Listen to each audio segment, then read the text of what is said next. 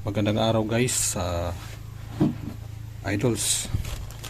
Ngayon araw, unboxing na naman muna tayo ng ating bagong bili na maliit na data switch or switch hub or LAN switch.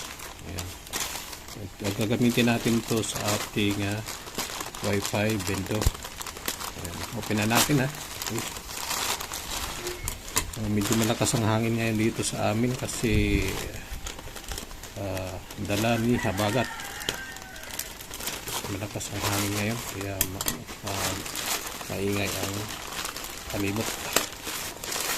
Anyway, klaro naman siguro yung boses ko. Tingnan natin to. Kababol na. Yan.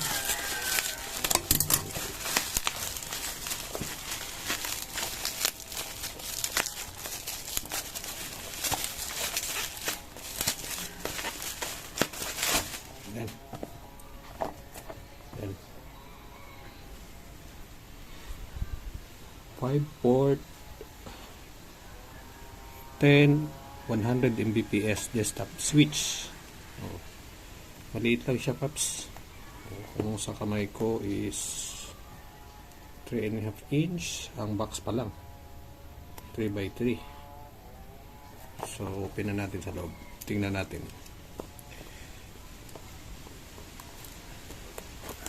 Baka magtataka kayo, paps calls guys, bakit ang binili ko itong maliit.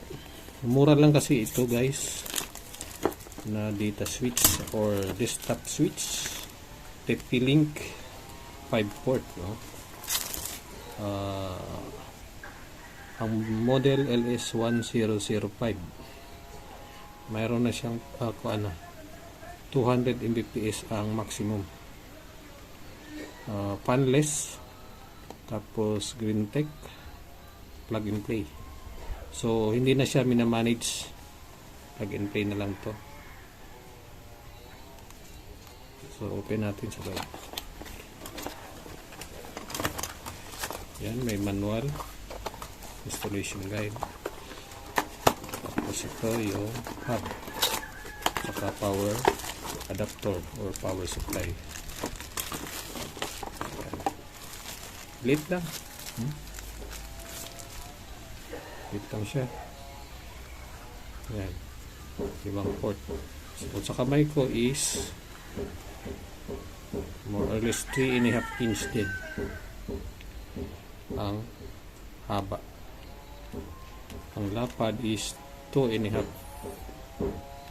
inch or hindi, 1.5 inch. Liit na siya, no? Dito yung kapal 3/4 inch, pero detachable yata tong kanyang likod sa ilalim. Ay, di na pala, di na, huwag lang siya, ganyan lang, nakapatong lang siya. So dito ang power jack, tapos ito para power adapter nya. Yan. Ang power adapter nya is yan. Ito siya, saksak. So yan na, wait lang.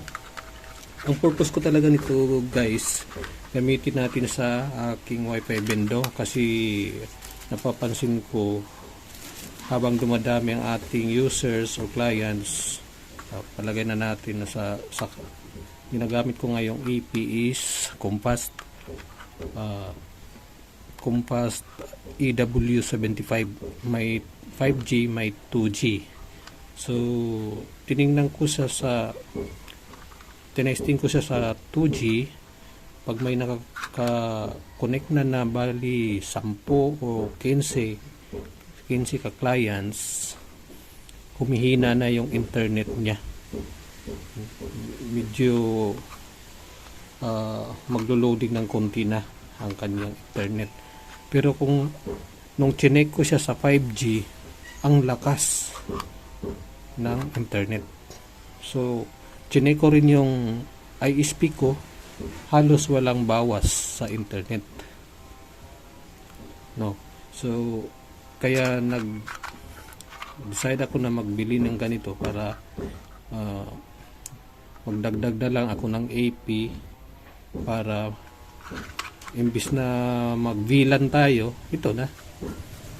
Hindi ka na magugulo sa pag-setup ng settings. Anyway, maliit naman to, mura lang naman to.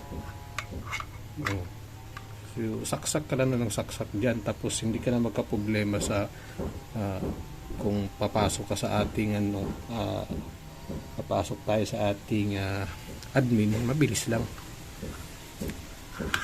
Kasi yung switch natin is hindi virtual, actual switch, LAN switch or data switch, hindi virtual. So ayan, so iba naman na ating i-open mamaya, ibang unboxing na naman tayo. Yung binili ko na naman na isa na TP-Link AEP225 mamaya, separate video na natin. So sa hindi pa nag-subscribe, please subscribe para papanood nyo kung paano ko ito i-set up doon sa aking wifi window. Gamit ang tatlong AP, isasaksak ko dito lahat. So ayan, thank you for watching.